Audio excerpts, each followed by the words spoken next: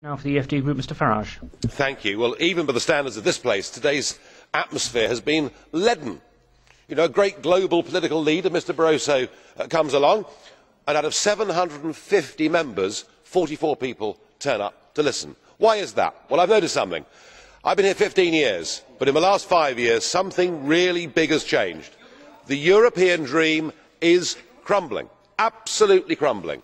There are a few maniacs in the front row here and in your Commission who, of course, still want a United States of Europe, but actually out there in the Member States they don't, and most of the MEPs here, yeah, they want a job, yes, they want to get re-elected, but the enthusiasm for this project is dying. Why? Well, you've made two big mistakes. The first mistake was, of course, to extend the Eurozone.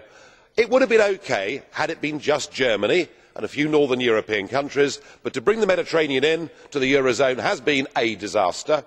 And the second mistake was to allow the free movement of peoples to southern and to eastern Europe. You know, we in the United Kingdom, who have been the most open country with regard to immigration of any European country through a history that has lasted hundreds of years, now have 4,000 migrants a week that come to Britain from the European Union and stay for a year or more.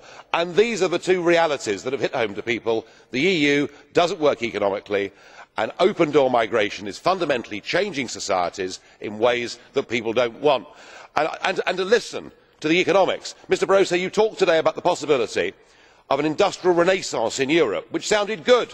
Lighter touch regulation, all very encouraging, and then you say, but we must pursue our climate change carbon targets.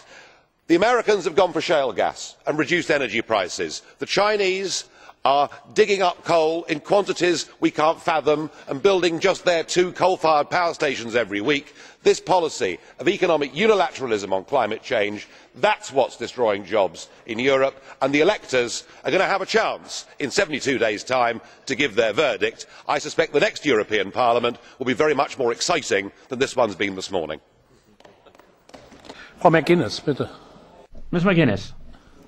Mr Farage, I hope you will answer my question, please. You talk about excitement in politics and a leaden debate. With the greatest of respect, I don't want excitement in politics. I want people who work. Will you please commit to stay in this chamber and listen with respect to the responses of those who will be here? Your practice in the past has been to walk out. And could I say that you say that the enthusiasm for the EU is dimming?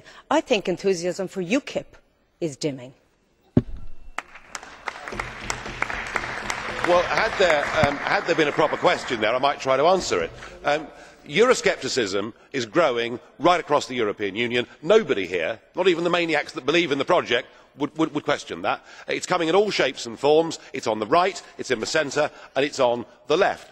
And the reason, of course, and you come from Ireland, so you should know better than anybody, the reason, of course, is that actually no one's ever given consent for a political European Union. The French clearly, followed by the Dutch, rejected the Constitution, and they rebranded it as the Lisbon Treaty, and only one country had a referendum on that. That was Ireland, and the people of Ireland rejected it. So you can't tell me there is popular support for a United States of Europe. Mrs Reding may believe it, Mr Barroso may believe it, one or two in the front row may believe it, but the peoples of Europe don't believe it. Das Wort hat jetzt the next speaker,